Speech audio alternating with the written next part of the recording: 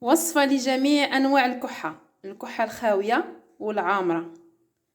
وصفة لعلاج السعال. اليوم غادي نحضر معاكم واحد السيرو اللي ما نكذبش عليكم راه روعة لعلاج السعال أو الكحة الخاوية أو الناشفة. الناس اللي عندهم معاناة مع الكحة، هاد الوصفة هذه في 3 أيام غادي تهنيكم نهائيا من هاد المشاكل. غير جربوها وردوا عليا.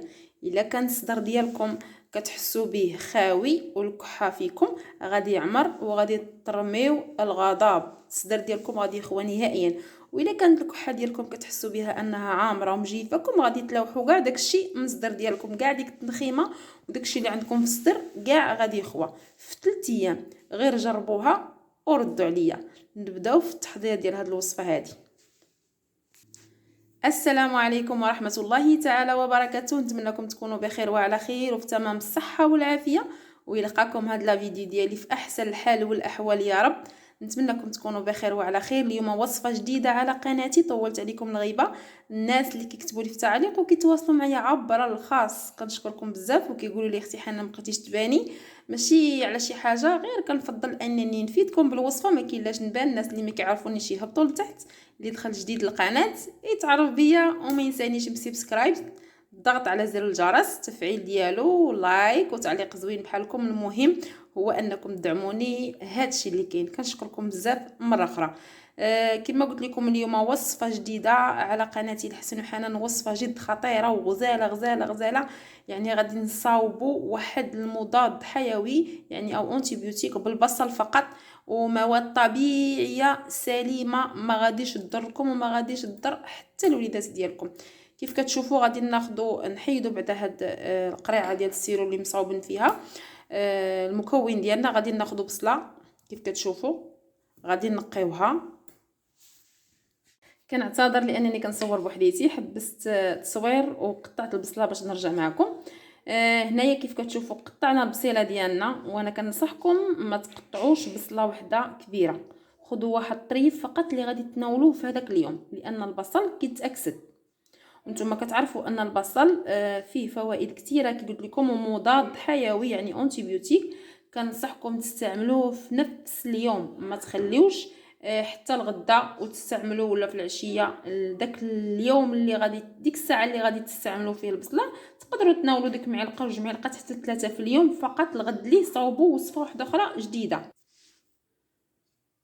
هنا غادي نشد البصله ديالي، غادي نقطعها، ولا عندي الطحان كهربائي كنضيفها فيه، وكنضيف العسل الاصيل يعني عسيله حره، العسل الاصيل ديال النحل ماشي السكر. العديد من الناس كيضيفوا السكر، انا ما كنصحكمش بالسكر، لان العسل كيجيني انا حسن من السكر. والناس اللي كيعانيوا مرضى السكري الله يشافيهم ويشافي الجميع، كنصحهم يكتفيوا فقط بالبصل وشويه الماء ويطحنوه ويستعملوها في داك اليوم.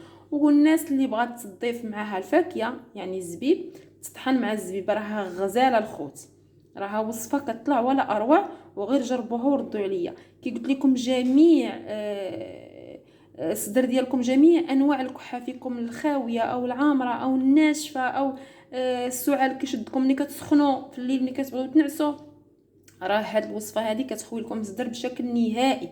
راني فايته مشاركاها معكم، ولطلب بعض المتتبعات والمتتبعين اللي قالوا لي عاودي حضري معنا هاد الوصفه اختي حنان. قلت لهم علاش لا، طلبكم غالي على راسي، وحضرت معكم هاد الوصفه هذه بحكم ان احنا في هذا الفصل دابا ان شاء الله داخل غير البرد، والناس بزاف كتمرض في هذا الفصل هذا، بالخصوص الكحه. هاد الوصفه راها زوينه. الكحه غادي تخوي لكم الصدر ديالكم بشكل نهائي غير في مده 3 ايام، ولكن خصكم تداوموا عليها. يعني على الاقل 2 مرات 3 المرات في النهار تشربوا ديك معلقه كبيره وتفكروني عليها. وصفه اللي مجربه ومضمونه. كي قلت لكم كان عندكم العسل الاصيل، ضيفوا العسل الاصيل. ما كانش عندكم اكتفيوا فقط بالفاكهه. والسكر انا ما كنصحكمش، واللي بغى يضيف السكر سنيده علاش لا. انا بالنسبه يعني سكر سنيده كنصحكم ما تستعملوهاش. واللي بغى يضيف الفاكهه راها صحيه حتى هي مع البصل. تطحن مزيان في طحان كهربائي، او تحكوها حتى تطلق ديك الميها ديالها، وخليوها تسكر، ومن بعد صفيوها وطحنوا مع هذيك الفاكهه او خلطوها مع العسل وشربوها فقط. قلت لكم غادي تصاوبوا غير غادي تحتاجوا في اليوم واحد فقط، والغد ليه صايبوا الوصفه الثانيه، ونهار 3 ايام صاوبوا الوصفه الثالثه، وغادي تلاحظوا الفرق ان الصدر ديالكم غادي يعمر وغادي تخويو كاع الميكروبات كما قلت لكم، كاع ديك التنخيمه كاع ديك الصدر ديالكم اللي كان عامر غادي يخوى بشكل نهائي. نتمنى تشجعوني باللايكات وبالبارطاج لتعم الفائده، واللي محتاج شي وصفه على راسي وعيني يكتب لي في التعليق. وانا مع احبابي وخوتي نتمنىكم تشجعوني بزاف بزاف، واحبكم في الله، وغادي نخليكم في وصفه اخرى ان شاء الله، فيديو جديد ان شاء الله، ومع السلامه.